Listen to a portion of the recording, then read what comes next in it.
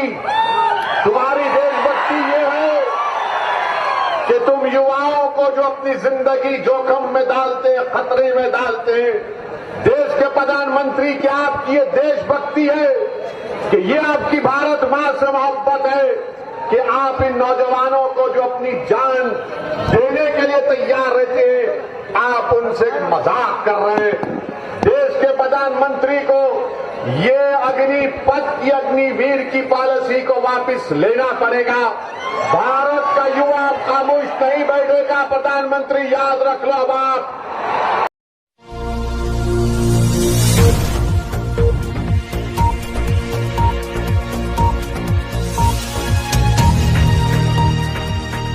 है कि मैं आज वीर बुद्धू भगत साहब की सरजमीन पर मुझे अल्लाह ने आने का मौका दिया है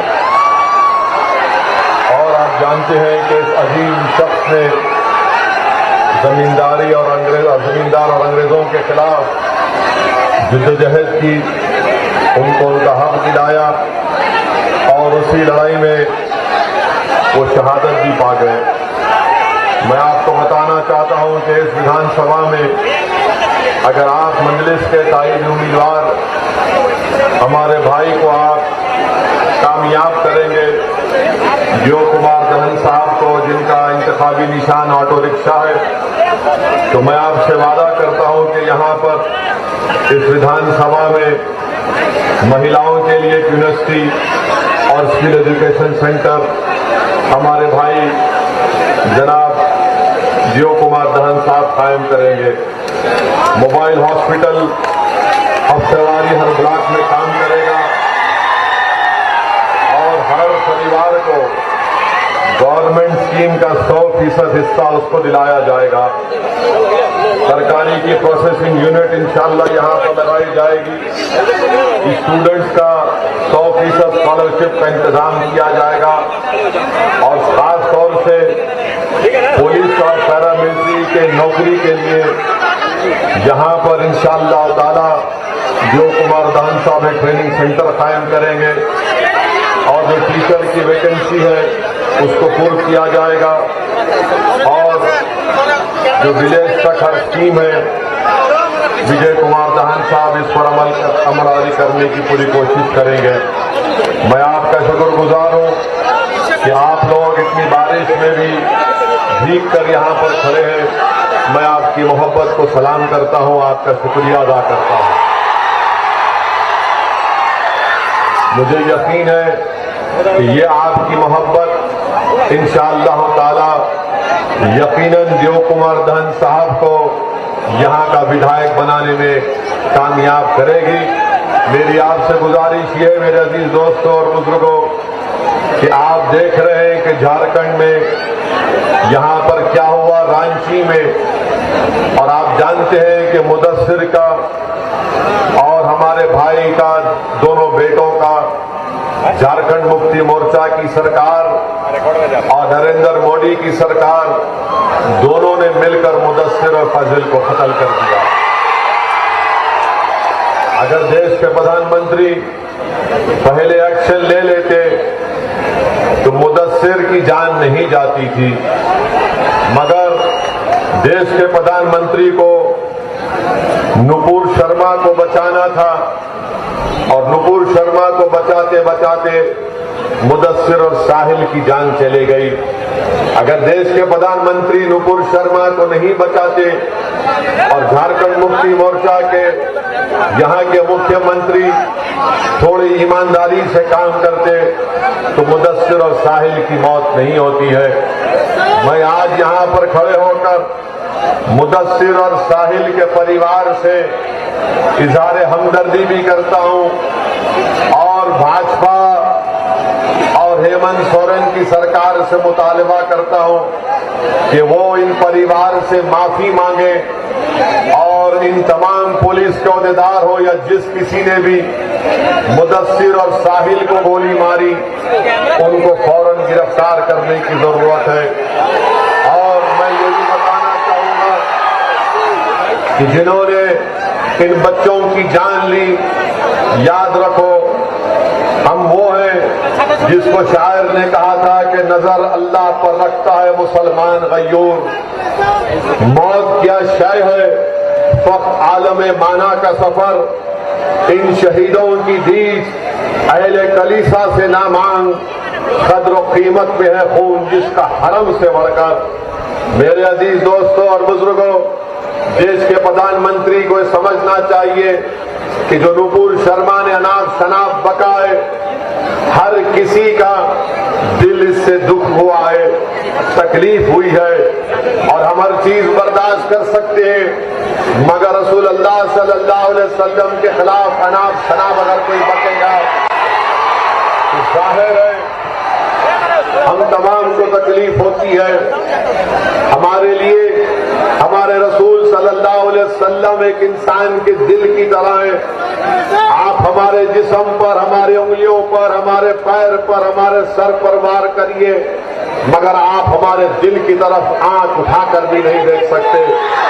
ये आपने गलत किया। आप बताइए कि यही सरकार है।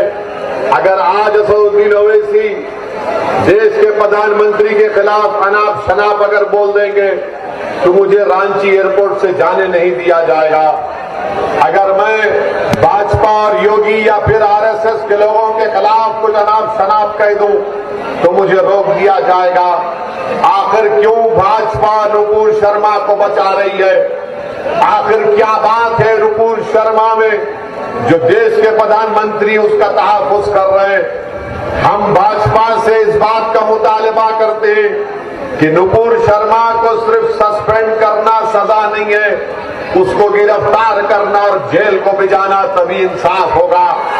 और मेरे अजीज दोस्तों और बुजुर्गों, इस विधानसभा से हमारे भाई दियो कुमार धन का मुकाबला भाजपा से है। मैं आज के इस जनसभा से न सिर्फ इस विधानसभा के नौजवानों से, युवाओं से, बल्कि झारखंड के युवाओं से और देश के युवाओं से कहना चाहूंगा कि देश के प्रधानमंत्री ने भारत के युवाओं को बहुत बड़ा धोखा दिया है। उनका मुकद्दर बेरोजगारी बनाकर रख दिया। वो नौजवान जो पिछले 2 साल से फौज में जाने की तैयारी कर रहा था, देश के प्रधानमंत्री ने उन युवाओं की जिंदगी से एक मजाक किया है। और आज आप देखते हैं कि जो पॉलिसी भाजपा ने बनाई है कि फौज में भर्ती के लिए, एयरफोर्स और नेवी में भर्ती के लिए देश के प्रधानमंत्री ने कहा कि 4 साल काम करो और 4 साल के बाद तुमको निकाल दिया जाएगा। देश के प्रधानमंत्री ये युवा जो फौज में जाते हैं वो इसलिए जाते हैं कि देश की सेवा करें। ये फौज में जो जाता है नौजवान, वो अपने लिए एक बाइज़ इज्जत समझता है, अपने लिए एक ऑनरेबल चीज उसको समझता है। वो फौज में जाकर देश की सुरक्षा करना चाहता है। मगर देश के प्रधानमंत्री ने क्या कर दिया? देश के प्रधानमंत्री ने कहा कि ये आपको कॉन्ट्रैक्ट के ऊपर लिया जाएगा, 4 साल काम करो और 4 साल के काम करने के बाद तुमको हम चौकीदार की नौकरी दे देंगे। आप बताइए कि कोई अगर फौज में जाता है, कोई एयरफोर्स में जाता है, नेवी में जाता है, तो कभी पाकिस्तान के फौज से आंख में आंख हमारा सिपाही कर लड़ाता है, तो कभी दिपसांग और हॉट स्प्रिंग पर चीन की फौज से आंख में आंख मिलाता है। और 4 साल वो अपनी जान की कुर्बानी देने के लिए तैयार रहता है। या तो वो चीन और पाकिस्तान की फौजियों को मारता है या खुद मर जाता है। आज उन युवाओं को देश के प्रधानमंत्री भूल चुके हैं। भाजपा वालों, कहां गया तुम्हारी देशभक्ति? तुम्हारी देशभक्ति ये है कि तुम युवाओं को जो अपनी जिंदगी जोखिम में डालते हैं, खतरे में डालते हैं, देश के प्रधानमंत्री, क्या आपकी ये देशभक्ति है कि ये आपकी भारत मां से मोहब्बत है कि आप इन नौजवानों को जो अपनी जान देने के लिए तैयार रहते हैं, आप उनसे मजाक कर रहे हैं। देश के प्रधानमंत्री को ये अग्निपथ की अग्निवीर की पॉलिसी को वापस लेना पड़ेगा। भारत का युवा खामोश नहीं बैठेगा। प्रधानमंत्री याद रख लो, अब आप दिल फरेब झूठे वादे नहीं कर सकते। आप बताइए कि एक नौजवान 2 साल से तैयारी कर रहा है और अचानक भाजपा की सरकार कहती है कि सिर्फ 4 साल काम करेंगे, 22,000 तनख्वाह महाना मिलेगी और चौथे साल में 28,000 मिलेगा और जब 4 साल के बाद उसको 11 लाख रुपए दे देंगे। देश के प्रधानमंत्री, आपको किसने अख्तियार दिया? कौन आपने इस तरह का फैसला आपने ले लिया जो देश की सुरक्षा से आप खिलवाड़ कर रहे हैं? देश के प्रधानमंत्री सुनो, चीन की फौज भारत की जमीन पर बैठी हुई है। पाकिस्तान से आतंकवादी आज भी हमारे देश में आते हैं।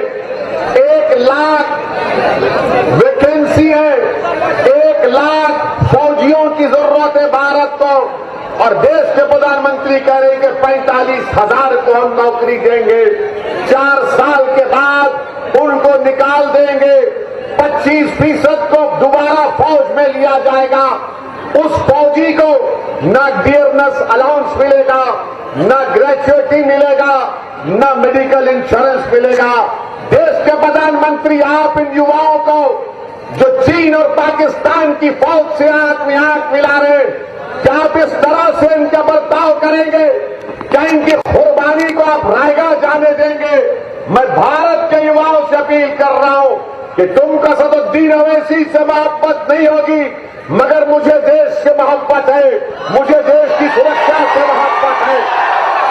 मैं नहीं चाहता कि चीन और पाकिस्तान भारत के लिए खतरा है। मैं मानता हूं हमको अपने सिपाहियों को मजबूत करना है, मगर देश के प्रधानमंत्री एक फार्मूला निकाल दिए, 4 साल काम करो और फिर एक गाजर की पूंजी उन नौजवानों को उनके हवाले करके कह रहे हैं देश के प्रधानमंत्री